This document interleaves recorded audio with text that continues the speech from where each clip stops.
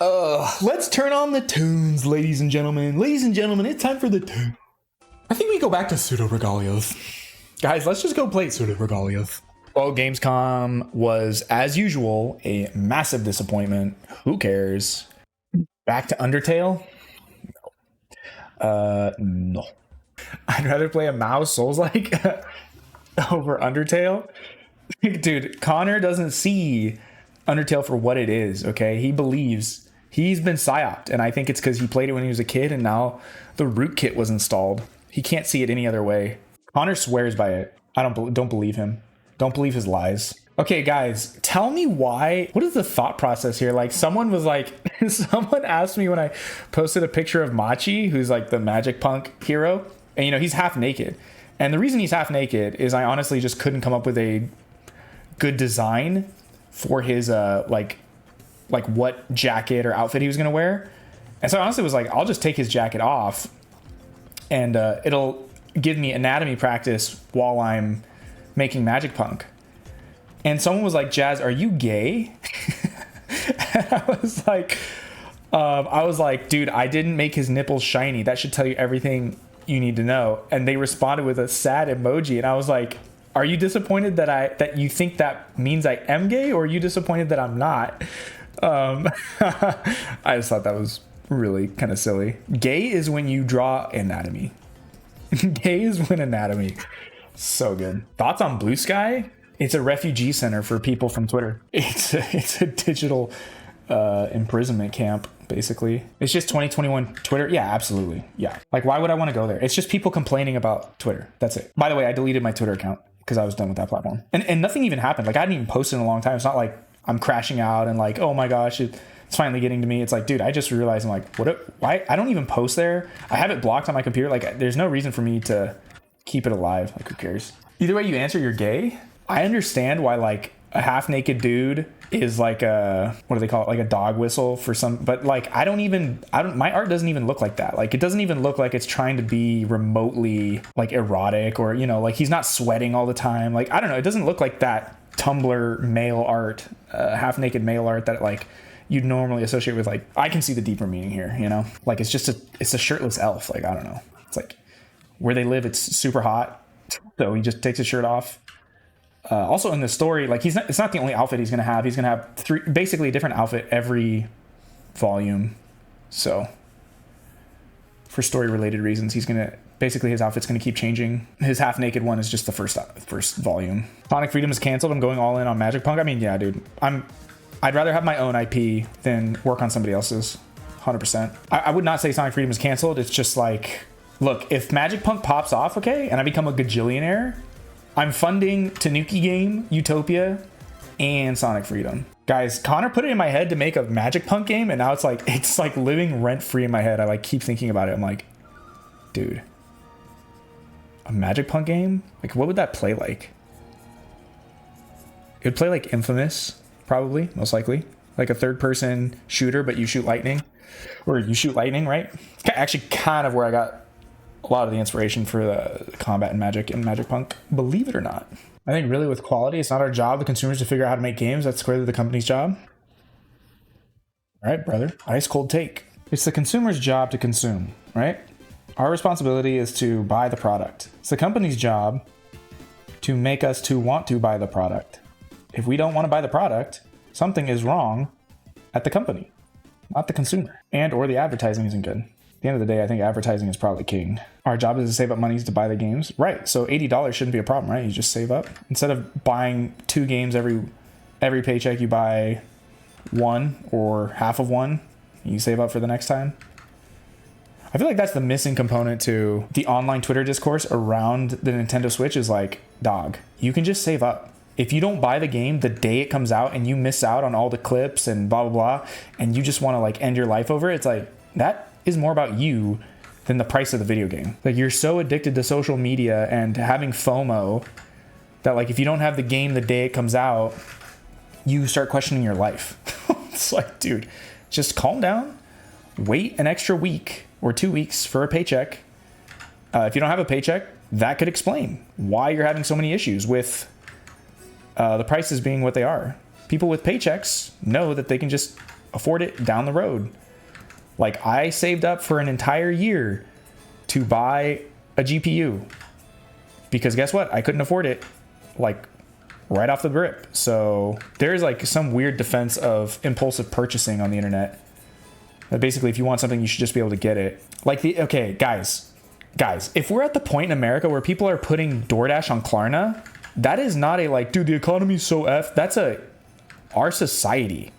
Our society is so cooked that consumerism is so rampant. You have to put your DoorDash food on credit. That's not a sign of the economy. That's a cultural problem. That's like something that's fundamentally broken with financial literacy in America. If we're putting DoorDash on Klarna, you know, like you're just being stupid with your money at that point. Just say no. Just say no. I actually can't afford DoorDash. I'm going to go make myself food instead. I don't know why people can't do that, but that's what you got to do.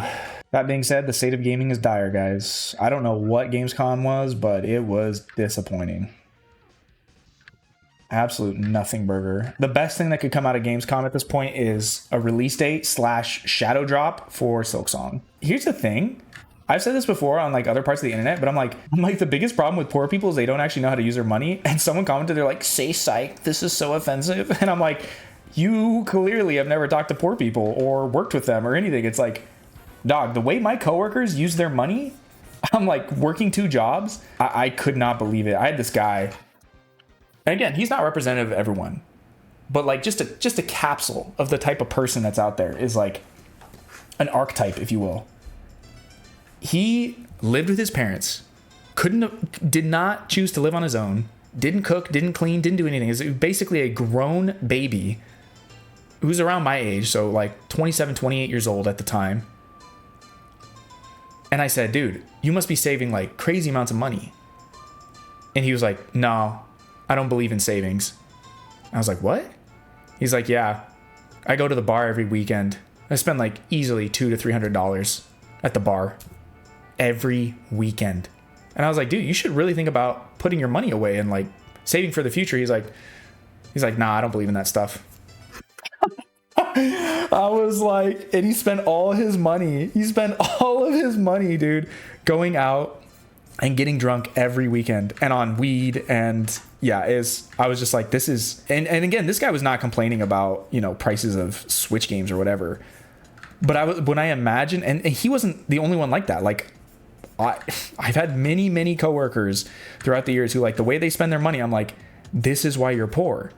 This is why. It's like all your money goes towards feeding your addictions. Like if you spend the majority of your paycheck on weed and alcohol, that explains why you have no money.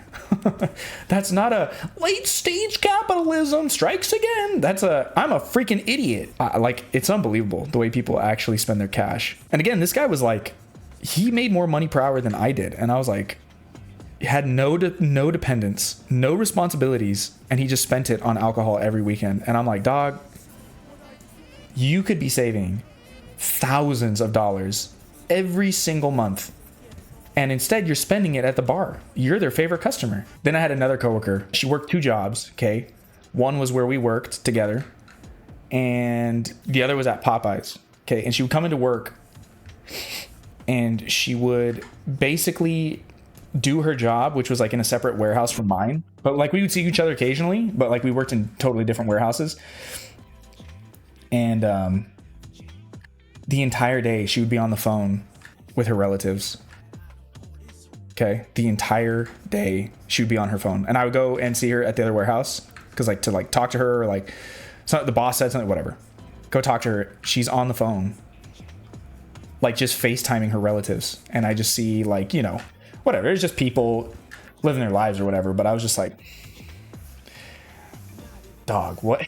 Every day this chick would just be on her phone live streaming her job basically to her family members in a totally different state. Chaz, my girl needs her Dubai Labubu matcha daily. On God, for real, eating good. That's what I'm saying, dude. So then she tells me, she's like, yeah, I spend 10 to 15K every year on Nikes. Dog, what? She's working 2 jobs, trying to support a child, no husband, and is spending $15K every year on freaking Nikes. This person was a felon, okay? Not even making that up, okay? This person was a felon. So it's like their job opportunities are super limited. And they have 2 jobs just so they can... What? I mean, it was kind of unbelievable. How can a felon get a job as an artist? Oh, this was before I worked as an artist. This was back in my warehouse days. I worked at a vitamin company. Okay, here's the funniest part, dude. Here's the funniest part. So that guy that I was telling you about earlier who couldn't control his money and got drunk every weekend, whatever, he and I always had a really good working relationship. Like, he was good to work with. I don't have any problems with him. I didn't have any problems with him, like, as a coworker. He was like a really chill guy, but I was just like struck by how he used his money. Was dumbfounded. But dude, so this girl, right, this felon, she came in for her first interview and our boss comes out. Okay, by the way, this place that I worked was like, this was not a professional working environment, like strictly professional. Okay, like this was one of those, we're all family here, and everyone gossips about each other, like low key, you know, like one of those, like a lot of people, I'm sure, like leftists on Twitter would like basically be in the broom closet every day, like questioning their mental health and like, you know, on suicide watch. But like for me, I like thrived in it. I was like, dude, this is like every day was like drama city. Okay. So my boss comes out, she goes, I don't know why this person has a felony, but like, I'm going to ask them, which you're not allowed to do, by the way. Like in a job interview, you can't ask really that question. It's not, you can't do that. She's like, I'm going to ask it. So eventually she does. And my coworker, okay, the guy who's bad with money, he's like, I bet she beat up her girlfriend. And I was like, come on, man. Really? He's like, dude, I bet she beat up her girlfriend. So my boss comes out and she's like, yeah, so she has a felony for domestic violence. And he and I, dude, we were laughing for a long time. A long time. It was like, he was like, dude, I told you. And I was like, that's crazy. That's crazy. He just called it like that. So crazy. By the way, this is a 100% true story, okay? This gay felon seems like the kind of gay felon to hate you. No, we got along really well, actually. She was honestly like super chill.